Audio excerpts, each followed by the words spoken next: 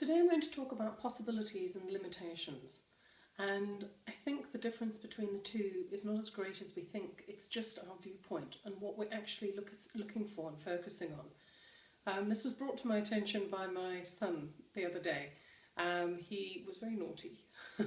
He had to do his homework first thing in the morning. Well, he didn't have to do it, he left it until first thing in the morning.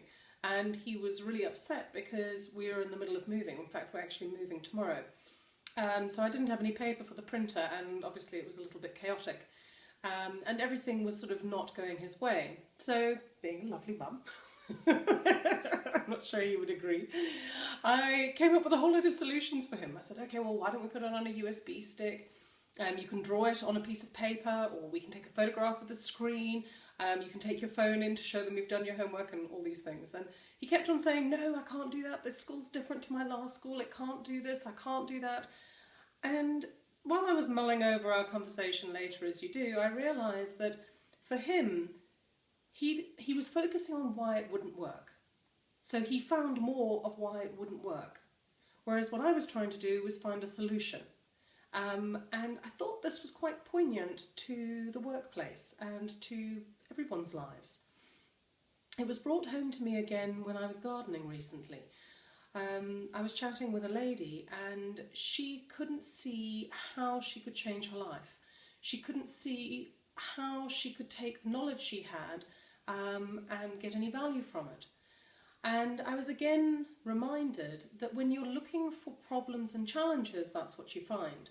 But when you're looking for solutions, that's also what you find. And the last little demonstration was, this was a year, actually no, goodness, it was about 2 years ago. I was chatting with a gentleman, and we were having a rather heated debate about whether men should be the head of the household or whether it was now changed and whether you could actually have a partnership. My stand was that, you know, if I'm in a relationship with somebody, I want a partnership. I want to be with somebody and be able to discuss things and together decide on a way forward or what's best for the family.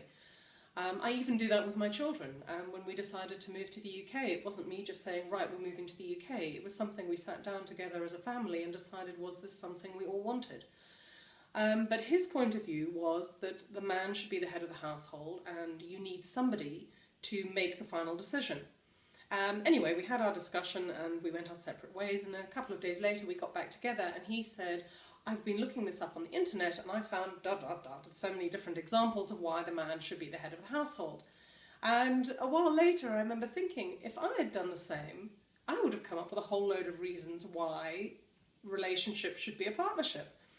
And the long and the short of all of this is that you find what you look for. So if what you're wanting to find is possibilities and how to do things, and how you can get past something, then that's what you should be looking for, is the how, not how you can't.